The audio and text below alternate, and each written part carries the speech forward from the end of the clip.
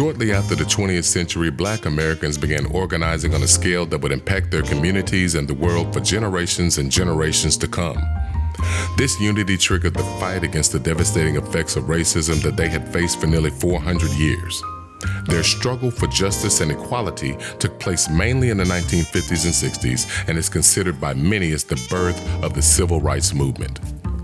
Even though the Black community had been fighting for social justice under the law for many years, it was by the mid-20th century that Black Americans had had more than enough of the prejudice and violence against them.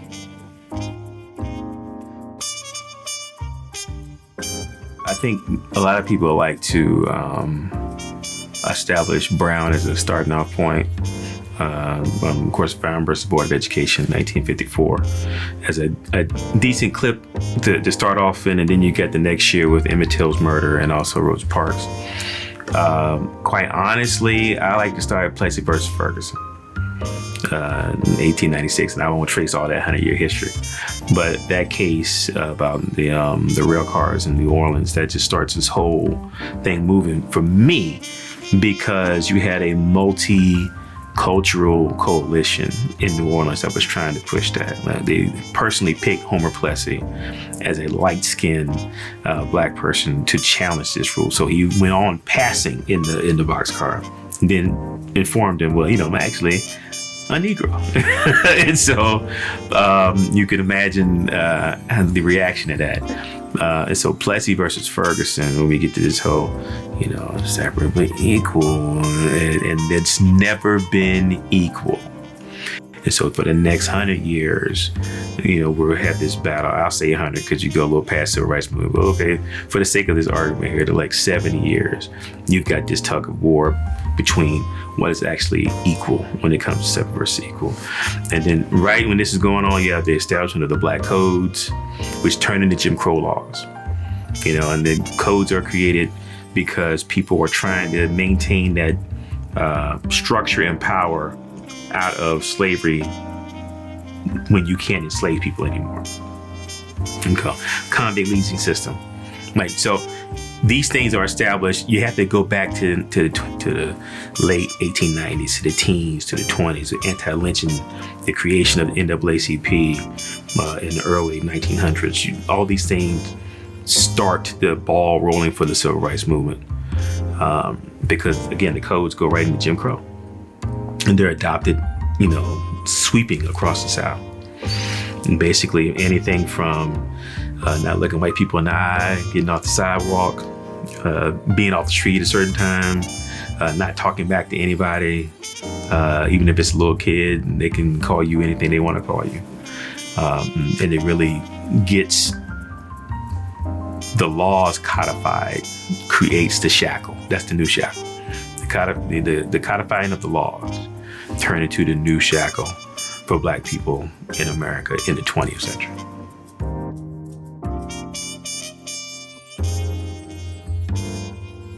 African Americans, along with many white Americans, mobilized and began an unprecedented fight for equality that spanned 2 decades.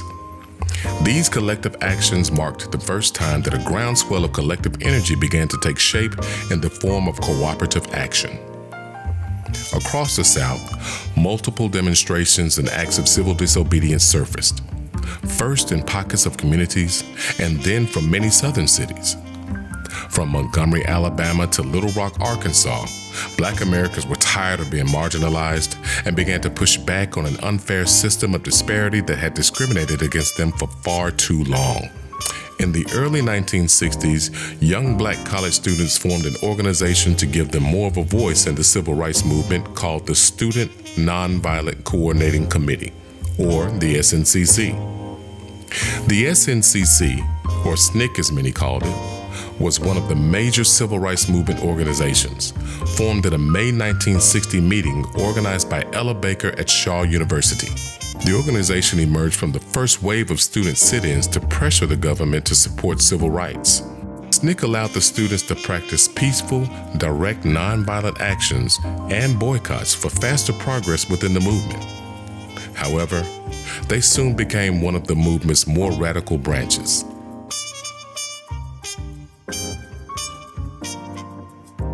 the role of the students was basically, they were the movement. People like Cleophas Hobbs, Jerry Harrison, Betty Fikes, Evelyn Mann, people like that. They were the students who actually started the movement. When Dr. Bernard Lafayette came to Selma as a young person, he came and these are the people he talked to first. He started with the students. He had been a part of the founding of SNCC, Student Nonviolent Coordinating Committee, and had been a part of the Nashville movement with James Bevel and Diane Nash, Reverend C.T. Vivian, people like that, and had been a part of the Freedom Riders. As a matter of fact, Bruce Boynton was a person who inspired them to actually get on the buses and test the validity of the Interstate Commerce Act. It was that what led to them actually getting on those buses and going throughout the South to attest public accommodations to see if they were in fact legal and lawful, and in fact whether they would be implemented. And many of our parents were either poorly educated or not very well educated at all, because they had been basically denied. They had separate but and very unequal facilities for Black people in almost every aspect of your life. So many people could not read well or could not read or write at all. And so it was important to sort of help them with their skills in order to prepare them to be prepared to vote. Black Power. Not just a phrase made popular by SNCC Stokely Carmichael, but a movement focused on social and economic equity and racial pride. This movement was not focused on nonviolence, but rather on self-determination and self-defense.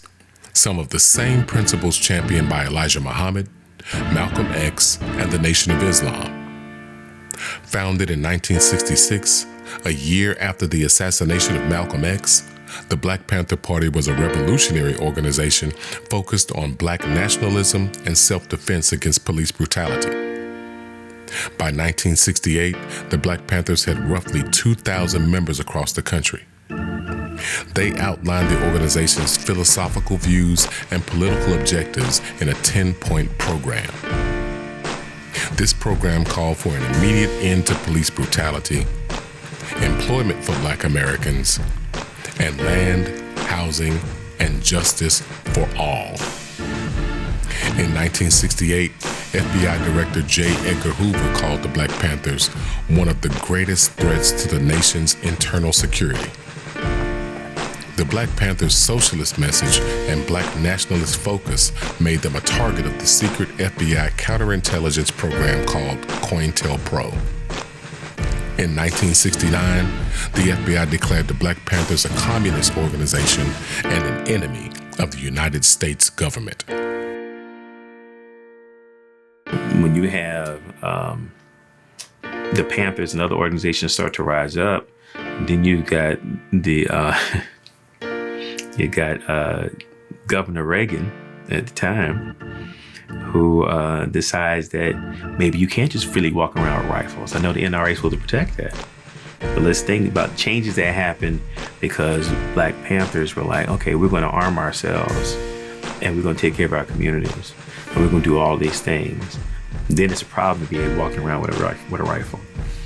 People don't know that WIC started out of the Black Panther movement. That's a Black Panther thing. You know, they're having this program to protect women and children, having these breakfasts, trying to make sure people can eat. These are things that are born out of that movement.